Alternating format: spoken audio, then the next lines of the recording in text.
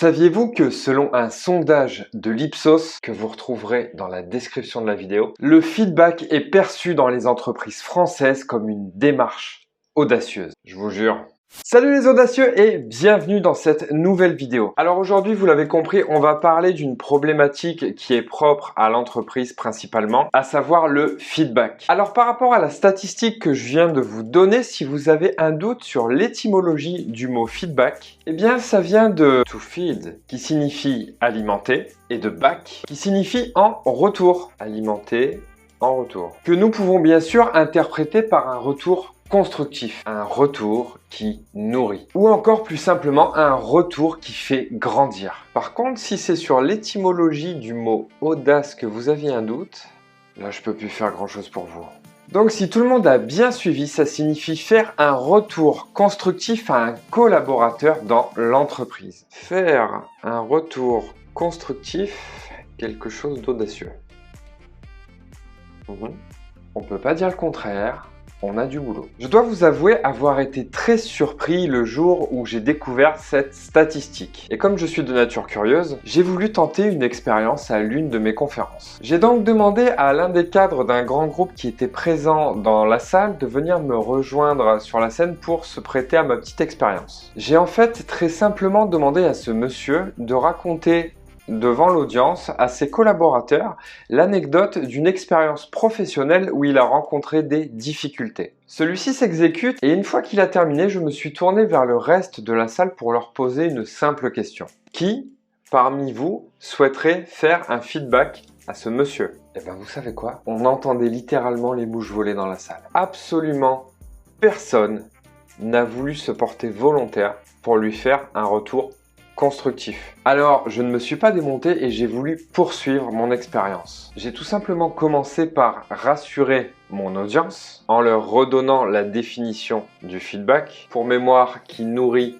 en retour, en leur donnant un procédé de feedback très simple que l'on retrouve dans certaines façons de manager. On appelle ça le feedback sandwich, pour la simple raison qu'il se compose de 3 parties, comme un sandwich. La première partie, qu'on peut identifier comme la première tranche de pain, c'est ce qui est bien fait, ce qui est bien réalisé dans l'entreprise, ou là en l'occurrence ce qui était très bien exécuté dans la difficulté que le cadre a rencontrée. Ensuite, les ingrédients. Dans cette deuxième couche, on intègre toutes les pistes d'amélioration. À ta place, j'aurais peut-être essayé ça de telle ou telle façon. Et enfin, la dernière partie que l'on peut identifier comme la dernière tranche de pain. On intègre dans ce dernier élément une autre tâche, une autre action qui a été correctement réalisée. Ça donne donc un feedback qui ressemble à quelque chose comme ça. Ici, vous avez bien exécuté les tâches.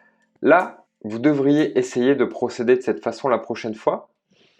Et dernière étape, là aussi c'était plutôt pas mal, continuez comme ça. L'expérience ne s'est pas arrêtée là, le feedback était bien sûr terminé, mais j'ai souhaité aller au bout des choses avec les participants. Alors j'ai lancé une question dans l'audience. Pourquoi le feedback est perçu de manière si audacieuse? Alors pour cette partie, j'ai eu un petit peu plus de volontaires prêts à répondre car je pense que ça devient évident. La peur du regard et du jugement de l'autre. Ces deux éléments que je viens de vous donner regroupent en fait l'unanimité des réponses que j'ai eues en retour. Donc les collaborateurs d'une entreprise perçoivent le feedback comme une démarche audacieuse parce qu'ils ont peur du regard et du jugement de l'autre. Alors je vous pose cette question.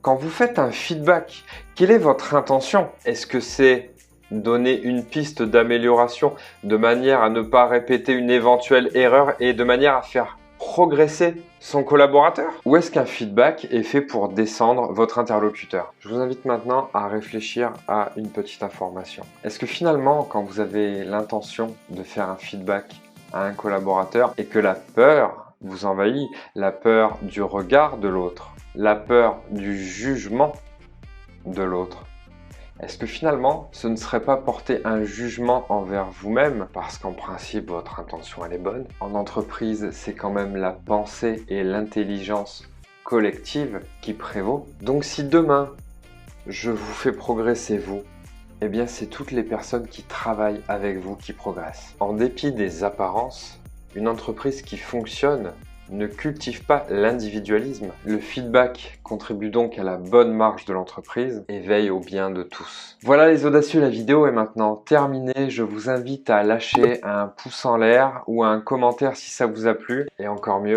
si c'est le cas, n'hésitez pas à vous abonner. Salut les audacieux!